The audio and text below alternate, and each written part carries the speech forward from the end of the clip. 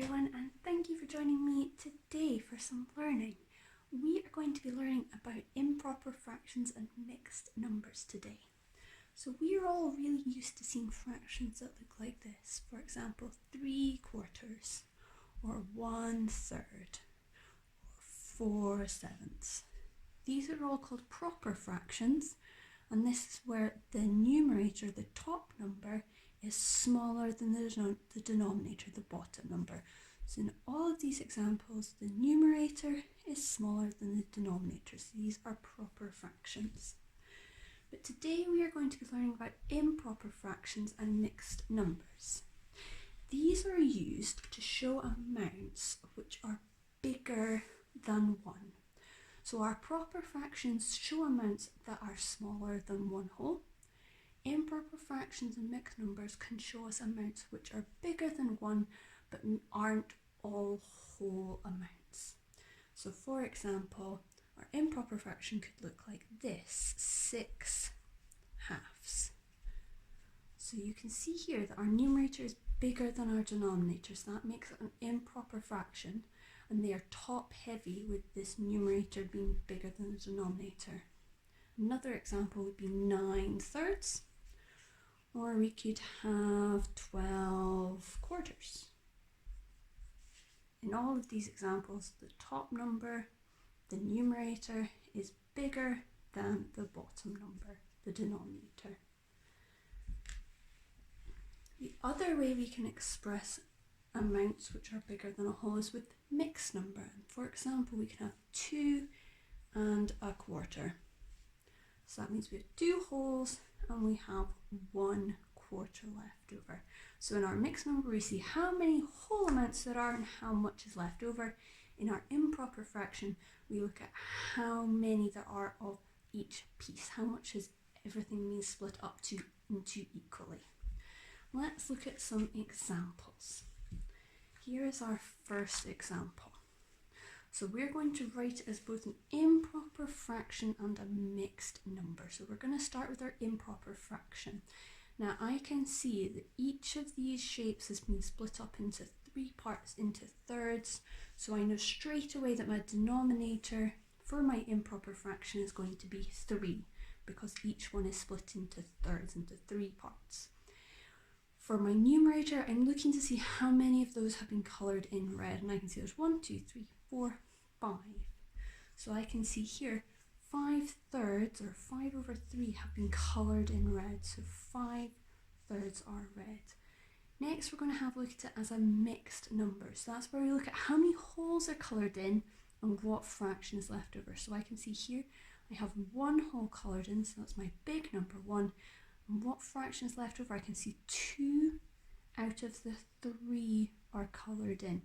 So 2 are coloured in and there are 3 altogether. So our mixed number is 1 2/3. Our improper fraction was 5/3 with the bigger number at the top because it's an improper fraction. Our mixed number is 1 2/3. Let's have a look at another example.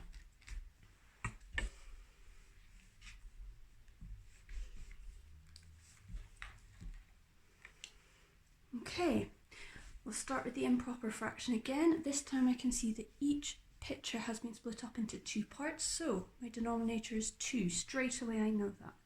For my improper fraction, how many halves are there? Because it's been split into 2, it's been split in half. How many halves are coloured in? 1, 2, 3, 4, 5. 5 halves have been coloured in.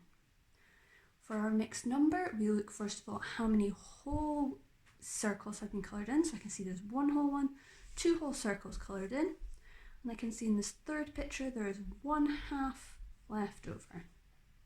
So for this picture it's 5 halves for our improper fraction, and for our mixed number it's 2 1/2. So 2 wholes and 1/2 coloured in.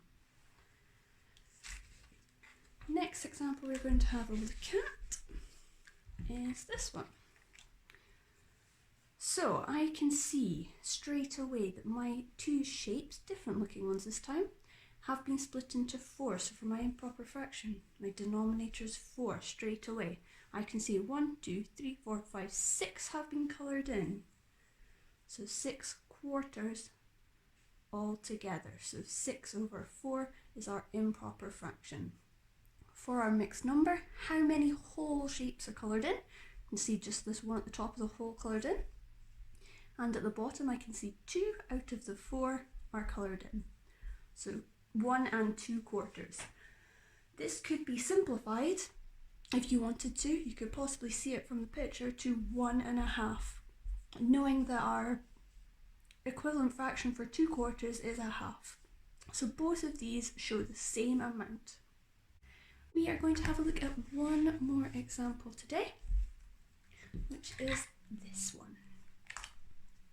So first of all, I'm going to look at how many parts my pictures have been split up into. 1, 2, 3, 4, 5, 6, 7, 8, 9, 10. So my denominator is 10, it's split into tenths.